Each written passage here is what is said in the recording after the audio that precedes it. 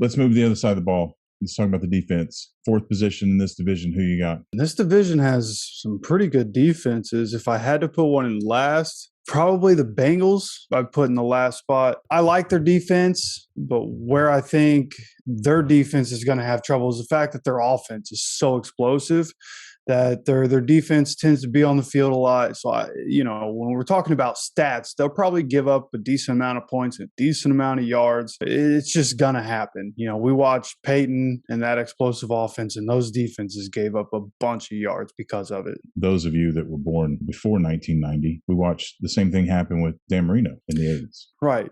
Yep, exactly. So, what I think is going to be a key for this Bengals defense is re-signing Jesse Bates before the season starts. Like, Jesse Bates is very important to this defense. He's one of the better safeties in the league. They need him to be on the field. So they better hurry up and get him signed before this season starts. And I expect that they will. He's been important to them. I expect them to stay loyal. So assuming he's there, this is still going to be a good defense, but the worst in this division. Okay. All right. So then who you got in the third spot?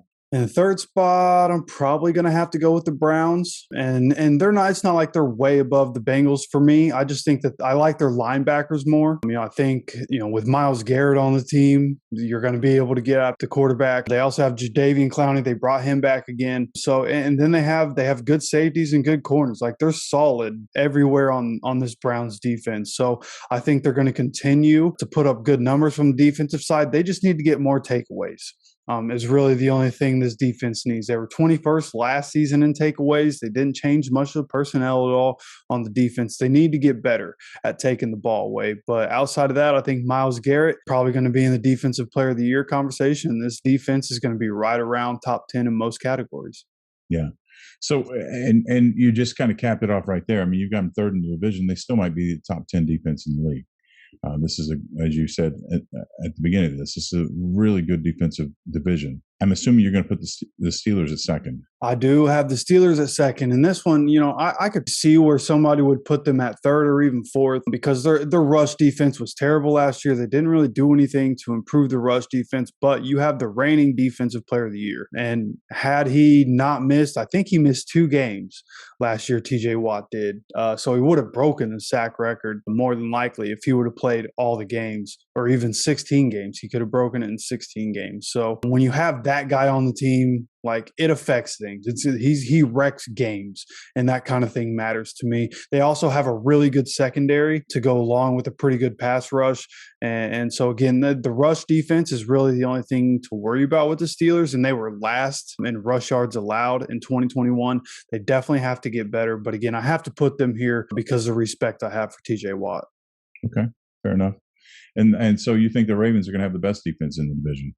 I do. And last year, it was so weird. They had so many injuries on both sides of the ball. And when you lose out on Marcus Peters and Marlon Humphrey for pretty much the entire year, basically all year, it was bound to hurt this team. And when you look at the stats, they were 25th in yards allowed in the league, and they were first in rush yards allowed, which just tells you how many pass yards they gave up. They were last in pass yards. People took advantage of the fact that Peters and Humphrey weren't there. And so when you're getting those guys back, you went out and you drafted Kyle Williams, who is a do-it-all kind of safety. He kind of like Cam Chancellor. I think he could be like Cam Chancellor. He's not as big as Cam, but I think he can have an effect for the Ravens like Cam Chancellor had for those Legion of Boom Seahawks. And then I also think Marcus Williams has been great for the Saints at safety. They signed him in free agency to come and be next to the young guy, Kyle Williams. So this defense, it's going to be good against the run anyways. Even if people tried running against them last year, it's going to be difficult because of the pieces they have. This is a very good defense. I could see, as long as they're not snake bitten with the injury bug like they were last year, this should be a top 5 defense in most categories. Okay. All right.